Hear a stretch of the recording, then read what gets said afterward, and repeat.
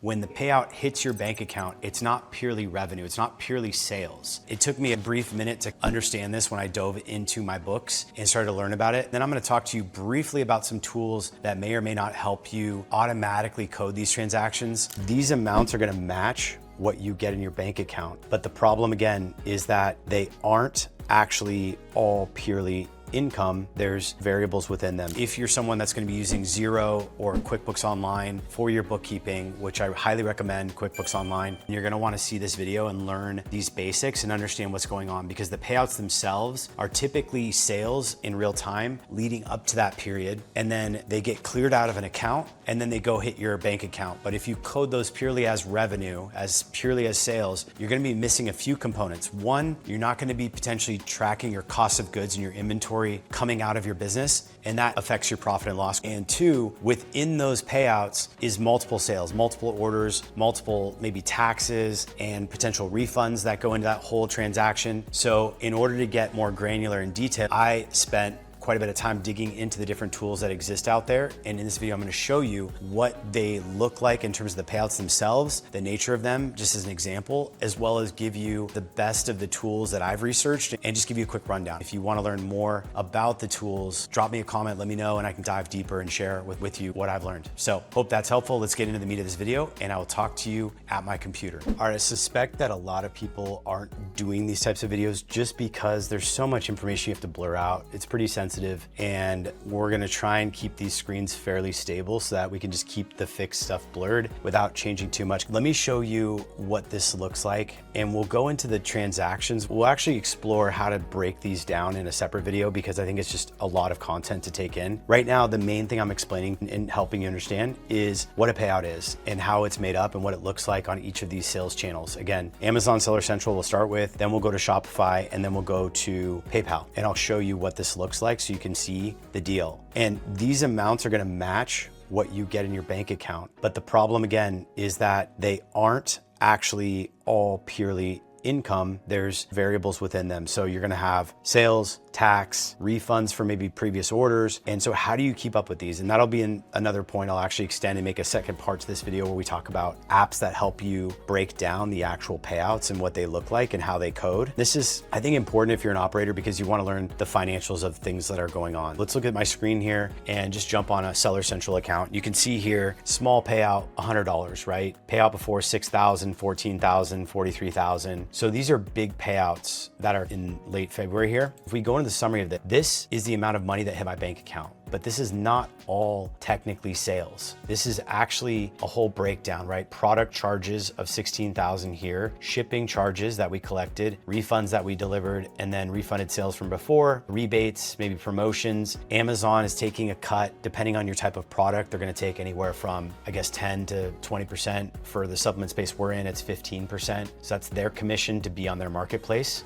and be listed there. But this is the deposit I see in my bank account, and it's obviously not all sales. It's this breakdown. So you can get more details, but I don't think it's gonna be very wise to go through and manually code this. You're gonna wanna basically just find systems and tools that help you do that. And the good thing is, in a future video, we'll talk about apps that actually help you code this, and they just automatically import these, write the invoices, the sales receipts, help you with the clearing numbers so you can really keep up with your books in real time. So this is what Amazon looks like when they deposit a statement here. And if we go back, again, this is the transaction view of all the stuff that was deposited here. These are all just deposits that go to the bank. So if you were just looking at your bank account and you had your accounting software like QuickBooks hooked up, in QuickBooks, you would see a transaction that says Amazon, $43,611 in that payout, for example. The same thing is gonna happen in Shopify. If you go to Shopify and you go to your payouts, you're gonna see all kinds of deposits here. Some are scheduled, some are deposited, and this is sales you've basically taken. And then in some cases, they'll even do a withdrawal if you have refunds you're processing and they don't have a bunch in your reserve account, in your balance.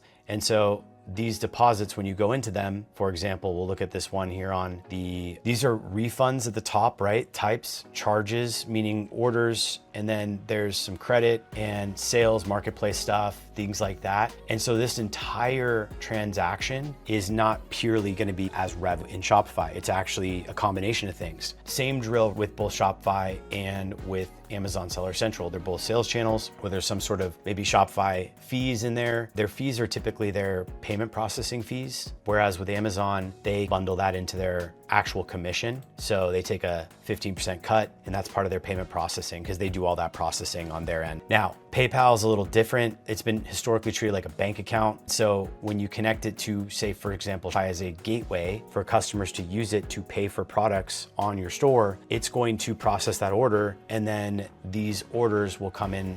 And when you look at your bank account and you look at PayPal and you match them up, it's going to be these transfers because it's a little different than like a settlement or a payout from Amazon Seller Central or Shopify. Because PayPal is a place where you can send and pay for goods and services, and you can take the money from the sales and then reuse it as like a banking system. You don't do that with Amazon Seller Central. The money is sitting there until they pay it to you. The same with Shopify. It's just the money goes in, and then at daily or whatever you have scheduled, they release that money into your bank account. So that's how that looks and that's how that works. With PayPal, you can go back and you can see all the sales activity in here. But the main purpose of this video is just to give you perspective. It can be a very manual process. So if you don't take a lot of orders, this stuff can be done pretty easily manually. But as you scale, it's definitely something you're gonna wanna look at and figure out a tool to help you code this, because just reconciling these transactions in QuickBooks or Xero as purely as revenue is not correct. You're missing the refunds. You're also leaving a lot of issues with your inventory tracking. Again, unless you wanna go through and code all of that, which I highly recommend you don't do. Some of these softwares I'm gonna suggest, they basically give you really low cost options to do the coding when your transaction volume is really low. So I think it's worth it to learn and explore these, and we can dive into them and break these down for each other so that you can understand how they work.